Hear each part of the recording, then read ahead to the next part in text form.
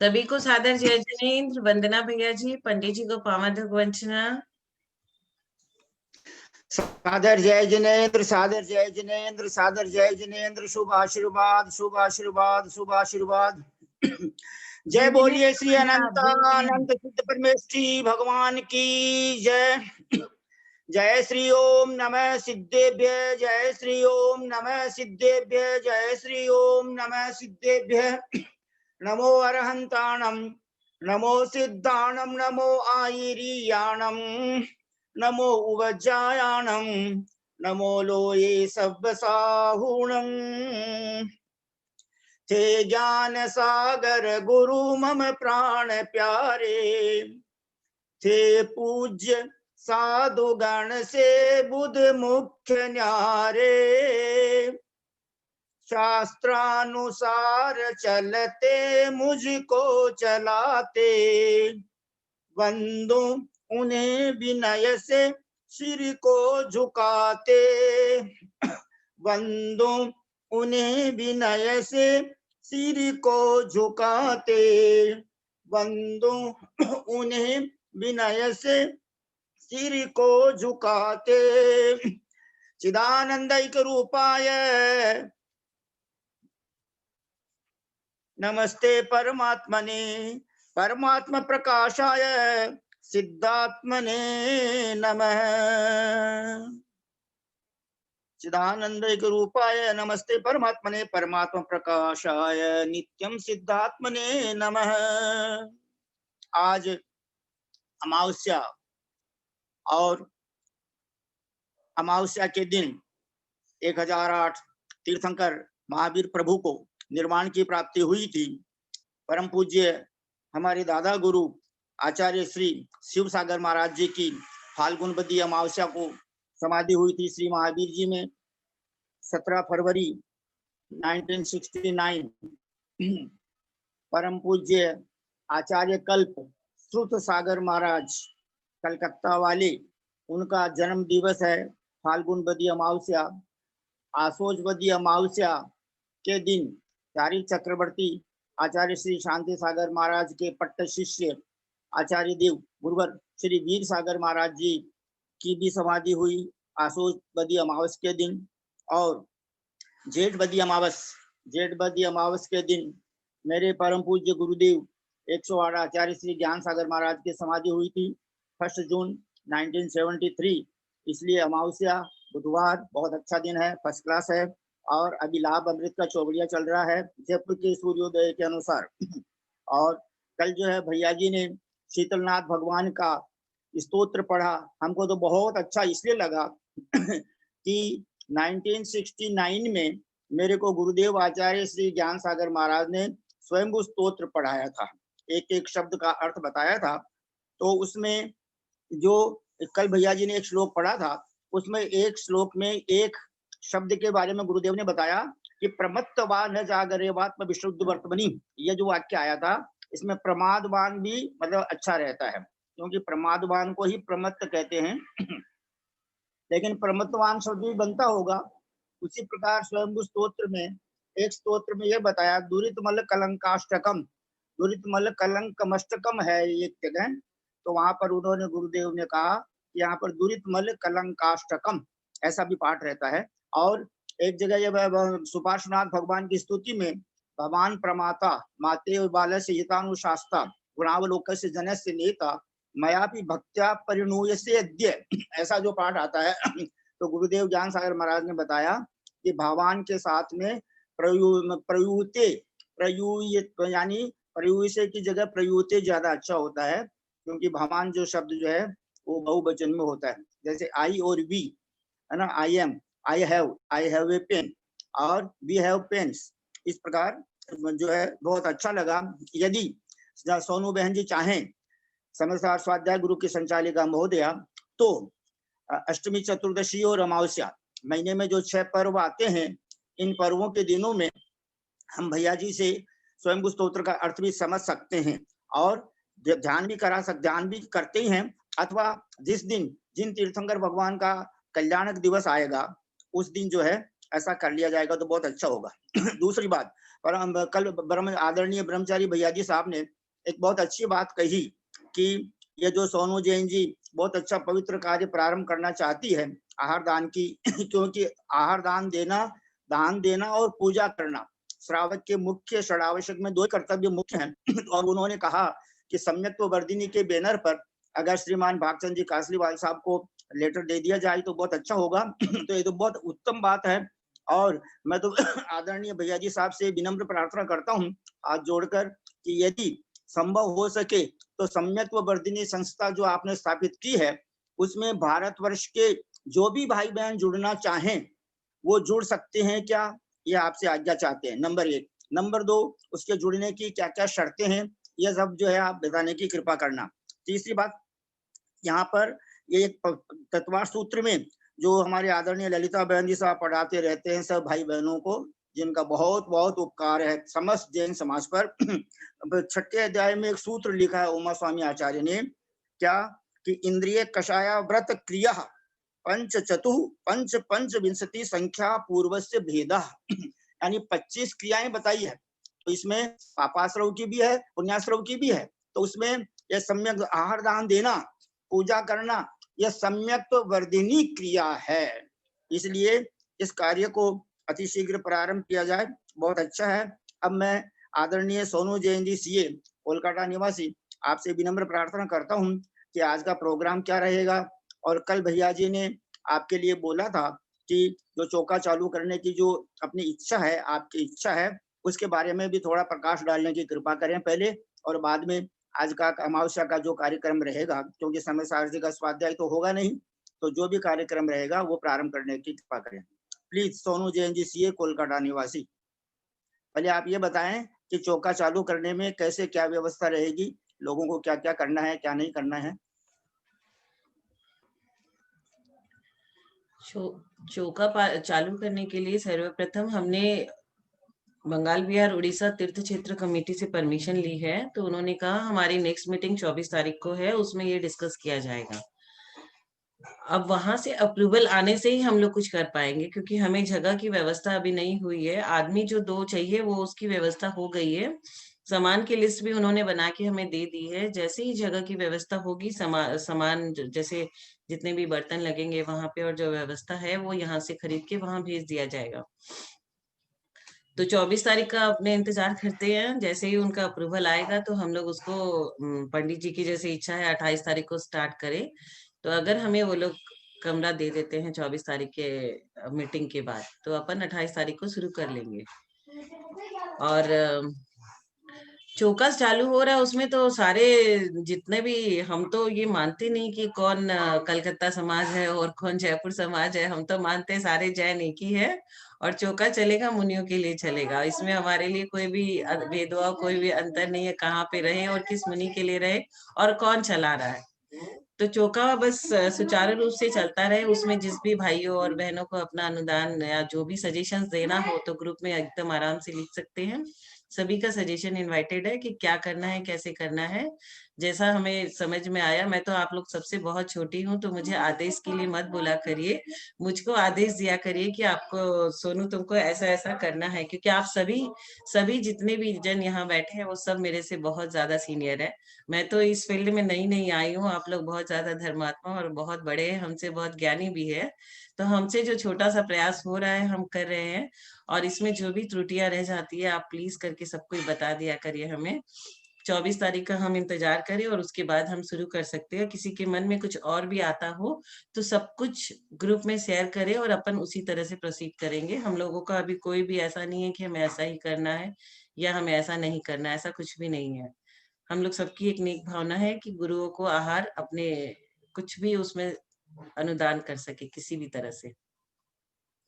और जैसे कि पंडित जी ने कहा कि हम अष्टमी चतुर्दशी के दिन अगर ये भक्ति करें स्वयंभू स्त्रोत की, तो हम लोग दोपहर की क्लास में अष्टमी चतुर्दशी के दिन स्वयंभू स्त्रोत रोज कर रहे हैं। हमें पद्म प्रभु भगवान की भक्ति तक कल कर लिया है। और जिस जिस भगवान का कल्याणक आता है उस दिन अगर हम लोग करते हैं तो वो और भी अच्छा है।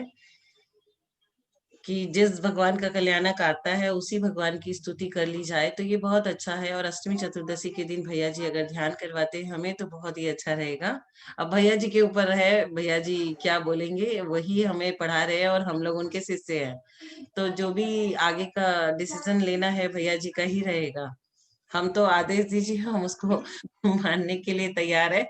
और हमारे नियम सार की कक्षा भी अब कंप्लीट हो गई है, तो हम कौन सा ग्रंथ ले वो भी आपसे आदेश चाहते हैं।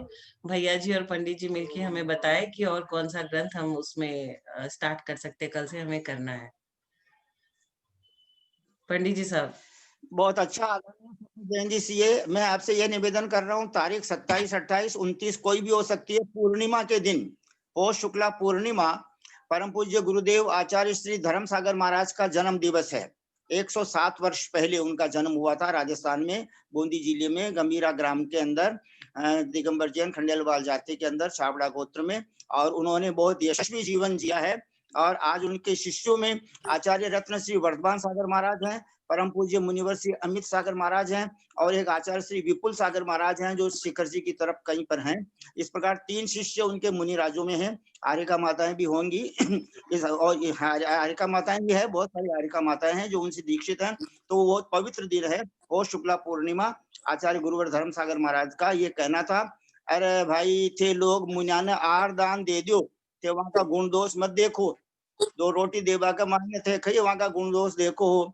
ताको काम है, थाका गांव में, थाका नगर में मुनि महाराज आया है, माने भक्ति पूर्वक आहार दे दो। बहुत सरल थे आचार्य धर्म सागर महाराज। और 1974 में जब 25वां निर्वाण महोत्सव हुआ था तो वो उन्हीं के सानिध्य में सारा कार्यक्रम संपन्न हुआ था। ये बहुत अच्छी बात बताई आपने। और आदरणीय भैया जी साहब से तो हम इसलिए विनम्र प्रार्थना कर रहे हैं, मैं पर्सनली प्रार्थना इसलिए कर रहा हूँ कि 1969 में मेरे को एक एक शब्द का अर्थ सुनने को और गुरुदेव ने पढ़ाया था, आचार्य गुरुवर ज्ञान सागर महाराज ने। उसके पश्चात कभी ऐसा काम पड़ा नहीं कि स्वयंभू स्तोत्र का एक एक शब्द का अर्थ पढ़ा। तो इसलिए अगर भैया जी ये स्वयंभू स्तोत्र हमको समझा दें तो बहुत अच्छी बात रहेगी। और आचार्य समंत भद्र महाराज के ग्रंथों में एक तो देवागम स्तोत्र का और एक रत्नकर्ण श्रावकाचार का, इन दोनों का गुरुदेव आचार्य ज्ञान सागर महाराज ने जो है बहुत अच्छा, मतलब उस रत्नकर्ण श्रावकाचार पर तो गद्य में टीका लिखी है और देवागम स्तोत्र का हिंदी पद्यानुवाद लिखा है। और आचार्य गुरुवर विद्यासागर महाराज का कहना है समंत भद्र आचार्य देव ने अपने श्लोकों में विद्या शब्द का ज्यादा प्रयोग किया है। नमः श्री यद विद्या दर्पणायते और कुंद कुंद स्वामी ने ज्ञान शब्द का ज्यादा उपयोग किया है।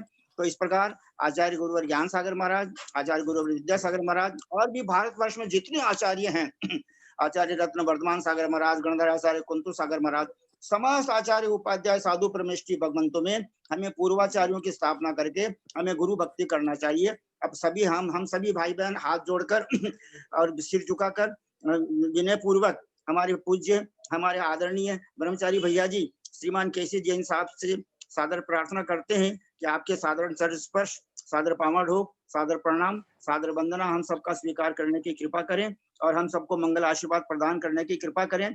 क्या कि यदि तेरापंथी कोटि में चौका चलाने के लिए स्थान मिल जाता है तो ये सम्यक वर्धिनी संस्था के द्वारा हमेशा के लिए आजीवन, आजीवन के मतलब फॉर एवर, हमेशा के लिए 10, 20, 50, 100 वर्ष तक भी चलती रहे, क्योंकि संस्था सदा बनी रहेगी। इसलिए ये आपका हमारे ऊपर बहुत बड़ा उपकार होगा। सभी भाई बहन हाथ जोड़े, सिर झुकावे, भैया जी को सादर वंदना, हम सबको मंगल आशीर्वाद प्रदान करने की कृपा करें। और आज का क्या कार्यक्रम है प्लीज आगे बढ़ाने का जो है आगे बढ़ाने की कृपा करें। भैया जी सादर वंदना, सादर वंदना, सादर वंदना प्लीज। ब्रह्मचारी जी भैया जी केसी जैन साहब, ये कोलकाता निवासी।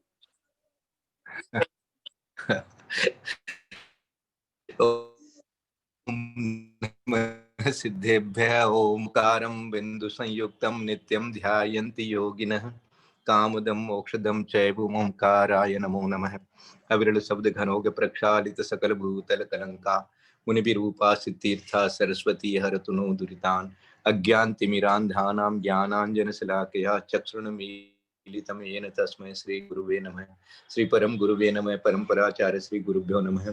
सकल कलुषमिन्भंजकं श्रेषां परिवर्धकं धर्म संबंधकं भव्य जीवने प्रतिबोधकारकं पुण्य प्रकाशकम पाप प्रणाशनम इदम शास्त्रम श्री स्वयं स्तोत्र नाम ध्येयम अस्य मूल ग्रंथ करता है श्री सर्वज्ञ देवास्तदुत्तर ग्रंथ करता है श्री गणधर देवा प्रतिगणधर देवा तेसाम वचनुसार मासाध्य आचार्य समंत भद्र देवेन विरस्तम मंगलम भगवान वीरो मंगलम गौतमो गणि मंगलम कुंद कुंदाद्यो जैन धर्मोस्तु मंगलम सर्व मंगल मांगल्यम सर्व कल्याण कारकम प्रधानम सर्व धर्माणाम जैनम जयतु शासनम सर्वे श्रोतारे सावधान तया शृण्वन्तु।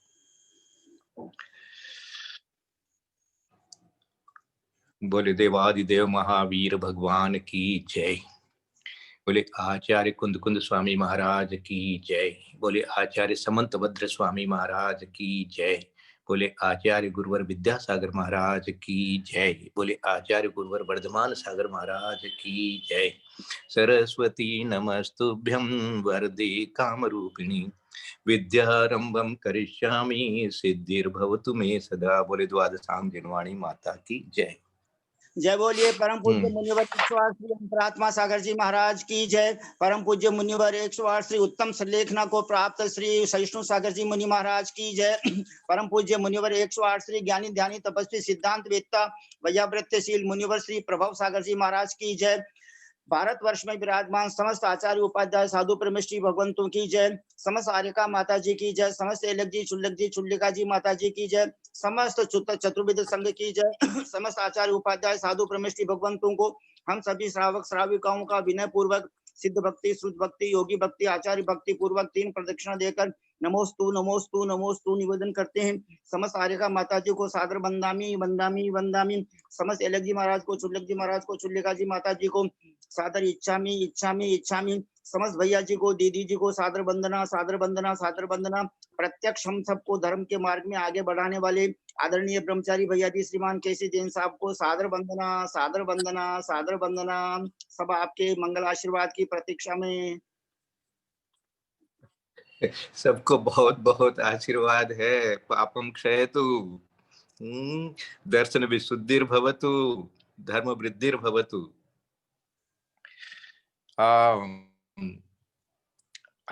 बहुत अच्छा दिन है।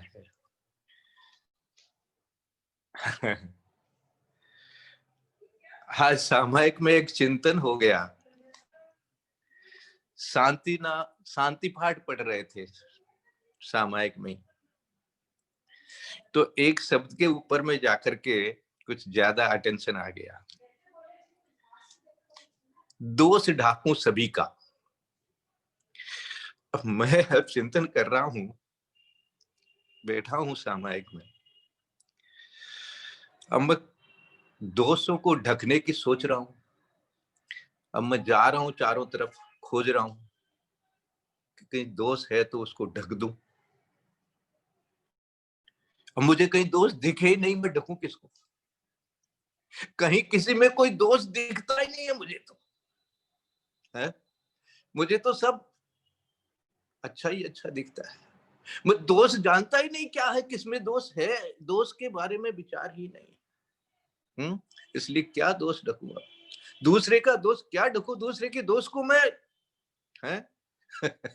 ऐसा भाव आ गया कि दोष है ही नहीं, ऐसा मान रहा हूं। मुझे अचानक मेरे बड़े साहब का एक वाक्य याद आ गया कि चर्चा होती थी आपस में, तो कुछ लोग मुनियों के बारे में जब भी बात चल रही है, बता दिया धर्म सागर महाराज की दिव्य वाणी। तो महाराज के यहाँ, महाराज के यहाँ, महाराज के यहाँ सुनने को मिलती। तो हमारे भाई साहब क्या बोले, थाने बयान का दिख है मन कोई महाराज भी जो महाराज में जो चीज देख लो चाहो थाने भाई दिख सी माने तो कोई महाराज में बात चीज दिखे ही को नहीं मानते महाराज। अच्छा ही अच्छा दिखे सारा। तो ये हम क्या देख रहे हैं इस पर सब कुछ निर्भर कर जाता है। तो ये ठीक दिया धर्म सागर महाराज ने देशना कि भैया हमको क्या किसी का दोष देखना है, किसी का दोष क्या देखना। आज एक कल मुझे पहले भी मिली थी, मुझे याद भी थी। वो घटना कल देख करके बहुत ही मतलब एक तरह से अंदर में ऐसा लग रहा है कि ऐसा ही होना चाहिए। कहते हैं कि आचार्य श्री जब कुंडलपुर में थे बड़े बाबा के यहाँ, और ऊपर किसी न किसी मंदिर में ही वो अपना सामायिक वगैरह करते थे, रात में भी विश्राम करते थे। तो सुबह उठ करके, जैसा कि उनका है तो वर्षों से ही है, स्वयंभू स्तोत्र का बहुत ही मधुर स्वर में और इतनी भक्ति के साथ में वो एकाग्र होकर के एकदम हिलते नहीं है, एक ही पोज रहता है और एक हाथ है बस इससे से, बस जिस समय वो नमः बोलते हैं उस समय खाली इतना सा माथा झुकता है, बाकी इसके अलावा वो पूरा जो स्तोत्र है वो एकदम बोलते रहते हैं, खूब शुद्ध और खूब मधुर आवाज में बोलते हैं। माने उसको सुनने के लिए जैसे कोई मंत्र मुग्ध होकर के सुन सकते हैं। तो कुछ दीदी लोग थी, तो वो रोज सुबह जाकर के और उनका उस समय जाके बैठ जाती थी और अपनी पुस्तक भी ले लेती थी, तो ताकि उसको देख भी लेते थे, वो भी साथ साथ में अपने उसको याद करती रहती थी। तो डेली का उनका जैसे ही महाराज का शुरू होता था स्तोत्र, उसके पहले 5 मिनट जाके अपना सब बैठ जाती और सुनती। एक दिन क्या हुआ कि वो लोग जा रही थी ऊपर, तो एक बड़ा अजगर दिखाई दिया, बोले 5 का करीब तो होगा ही होगा, बड़ा अजगर था, वो दिखाई दिया। तो उसको देख करके सब एक बार तो सहम गई, फिर देखे क्या करे, फिर थोड़ा सा ऐसे साइड करके किसी तरह से चली गई, क्योंकि देर हो जाएगी, वापस लौटना नहीं है, तो चले जाओ जैसे भी होगा ऊपर। तो महाराज के पास पहुंच गई। अब महाराज जो है स्तोत्र हो गया, जब हो गया तो उसमें लिखा, जो व्हाट्सएप कल आया मेरे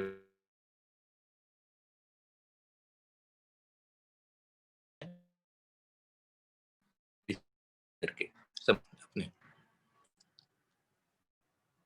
सब ठीक है, कोई रास्ता में कोई मिला तो नहीं। तो ऐसा जब पूछे तो वो लोग समझे नहीं पहले, तो फिर बोले बोले महाराज एक अजगर मिला था बहुत बड़ा बड़ा सारा, और हम लोग किसी तरह से कट के आ गए। तो आचार्य ने कहा, बोले वो तो रोज पाटे के नीचे ही बैठता है, वो यहीं रहता है और वो अपना काम करता है, अपन अपना काम करते हैं। ये जो बात है, ये क्या जबरदस्त बात है, सोचो। और मैं यही सोच रहा हूं कल से कि जो जंगल में इस तरह से जाकर के मुनिराज, चाहे जंगल नहीं भी है आज के हिसाब से, वो धर्मशाला इत्यादि में भी रहते हैं, तब भी बहुत ज्यादा करकर वो निर्जन स्थान से ही होते हैं। हाँ, छोटी छोटी जगह होती है, वहां पर कोई ऐसा नहीं है कि कोई बहुत ज्यादा बस्ती भी होवे, ऐसी जगह में जाकर के वो ध्यान करते हैं, रात में विश्राम करते हैं। कल प्रमाण सागर महाराज बोल रहे थे कि मैं वहां समीर शिखर जी में टोंक में रात भर बिना निद्रा लिए ध्यान करता था। तो इस प्रकार तो अब वहां पर तो कोई भी आ सकता है भाई, सर्प आ सकते हैं और कोई जानवर आ सकते हैं। अब उनको देखो कैसे वो वहां पर, क्या उनकी हिम्मत होती है अंदर में, क्या उनके भाव होते हैं, क्या उनका चिंतन चलता है कि ये भी बैठा है मैं भी बैठा हूं। ये हिम्मत कैसे आ जाती है, सोचो। यहाँ तो एक मच्छर नहीं सुहाता है। ये वो उस बाने का ये प्रभाव है भैया। हाँ, और वो इस प्रकार का ध्यान निरंतर करते रहते हैं, तो ऐसा होता है। अब आज का एक चिंतन और सुनो। अब एक ये जो जो सुनता नहीं, जो बोलता नहीं, जो देखता नहीं, ये मैं हूं। बहुत अच्छी बात है, एकदम सच्ची बात है। तो एक मैं और आया, वो बोला, बोले भैया जो देखता है ये कौन है, ये तो बता। फिर सुनता है ये कौन है, ये तो बता फिर। हैं? तो दो मैं है क्या? एक मैं वो है जो न देखता है, न सुनता है, न बोलता है, न खाता है, न पीता है, वो तो खाली वही है। और यही कह रहे हैं अब तो पूरा समय सार तो यही कह रहा है, सुबह से शाम तक, शुरू से आखिर तक यही है आत्मा, इसी का ध्यान करना, यही है, यही मेरा स्वभाव है, यही मैं हूं। अब सामने वाला प्रश्न कर रहा है तो भैया तो ये खा रहा है, ये कौन है? ये कोई और कोई है क्या? है ये कोई दूसरा है क्या? तो फल इसका कोई दूसरे को मिलने वाला है क्या? तो ये भी मैं है। अब दोनों मैं में लड़ाई हो गई। वो कहता ये मैं हूं, वो कहता मैं ये हूं, ये तो मैं हूं, वो कहता नहीं मैं तो ये हूं। अब दोनों में लड़ाई हो रही है। अब दोनों में लड़ाई हो रही, तो कौन जीते कौन हारे? क्या वो कौन है? मैं कौन हूं? मैं ये हूं कि ये हूं? मैं ये हूं कि ये हूं? ये पूछे जा रहा हूं, पूछे जा रहा हूं, पूछे जा रहा हूं। तो एक उत्तर तो समय सार के माध्यम से मिल गया। समय सार के माध्यम से कुंदकुंद देव ने कहा कि भाई ये स्वांग करके आया है, ओरिजिनल मैं नहीं है। ओरिजिनल मैं तो वो मैं ही हूं, ये स्वांग करके आकर के मैं बन गया। तो उन्होंने स्वांग शब्द कह करके कह दिया, देखो जीव ने अजीव का स्वांग कर रखा है, अजीव ने जीव का स्वांग कर रखा है। ये चिंतन भी एक अपने को ध्यान में लाना है? तो प्रवृत्ति, अब इसमें जब कथन करेंगे तो शायद वाद लगाएंगे, व्यवहार निश्चय लगाएंगे, और जब अंदर में चिंतन में बैठ जाएंगे तो ये दोनों मैं में से कौन से मैं को अपने को स्वीकार कर लेना है, ये विचार कर लेना है। ये एक चिंतन है। दूसरा, अब और एक बात बतानी थी। कल अपन ने शीतलनाथ भगवान का चिंतन मनन किया, उनके गुणों का और उनके रूप का। उसमें से एक प्रश्न अंत में किया था, जिसका उत्तर जो है वो अपने आप हो तो गया था, लेकिन समझ में नहीं आया। शायद अच्छा होगा, वो है नहीं मेरे को ग्रुप में अभी। तो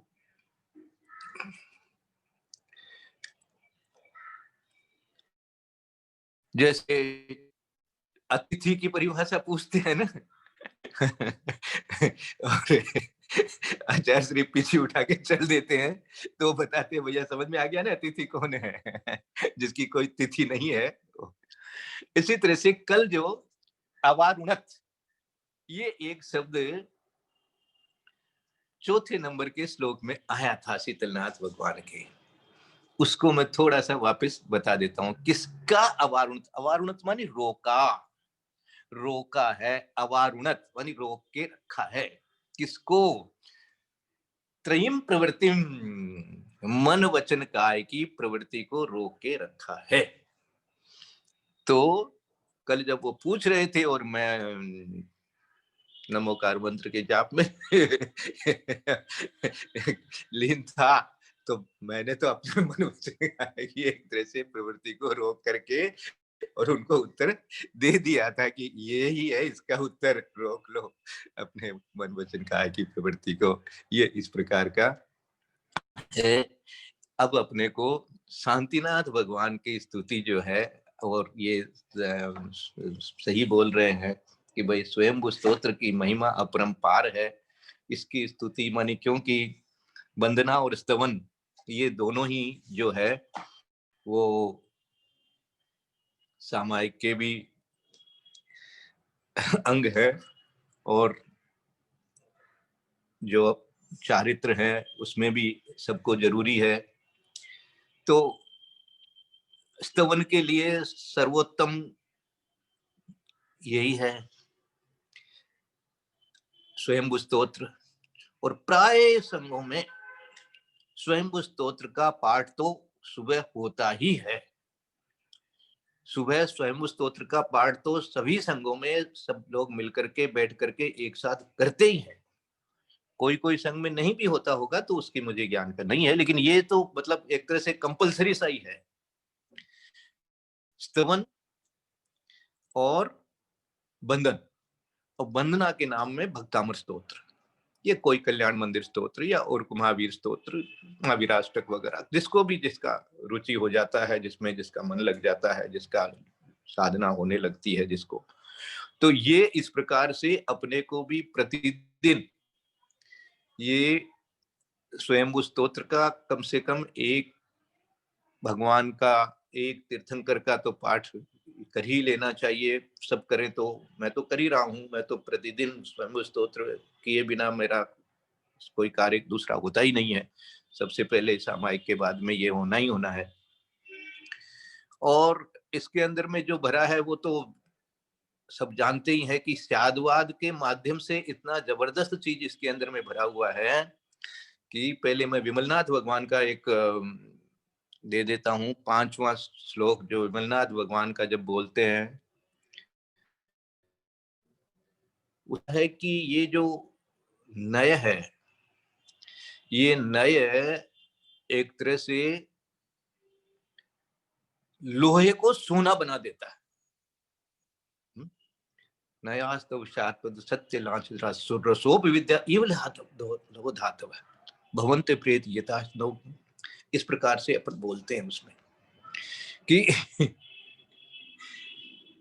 नए नहीं हो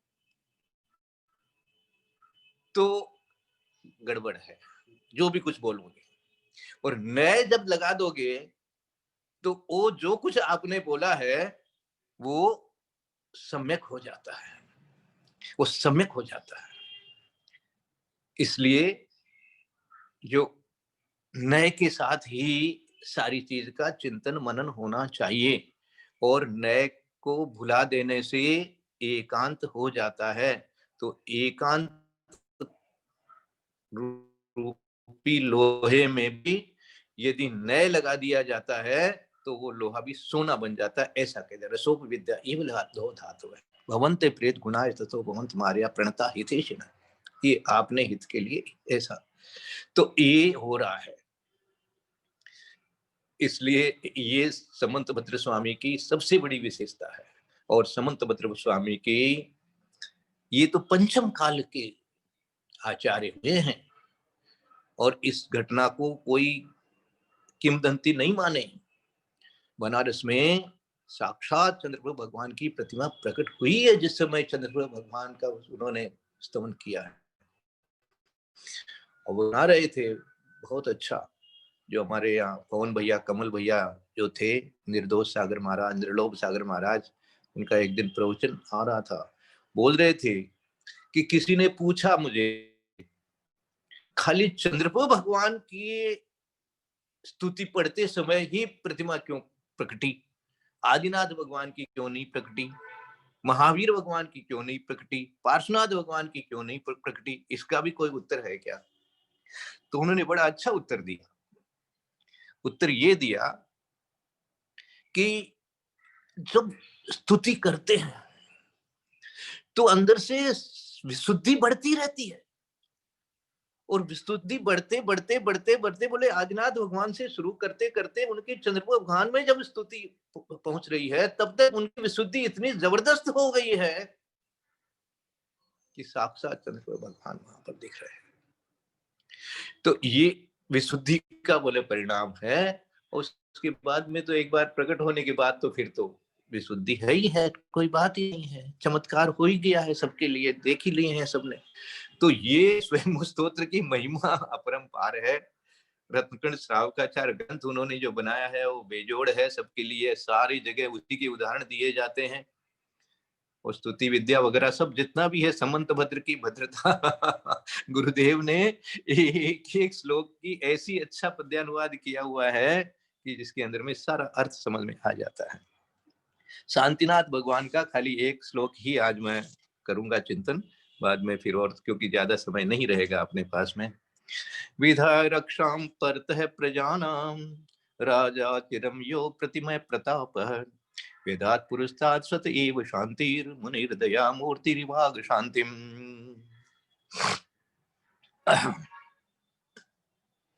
प्रजा सुरक्षित कर रिपु शत्रुओं से निजी राज्य अविभाज्य किया, सुचिर काल तक प्रतापशाली अजेय राजा राज्य किया। स्वयं आप पुनि मुनि बन वन में पापों का अति समन किया, शांतिनाथ जिन दया धाम हो शांति रमा से रमण किया।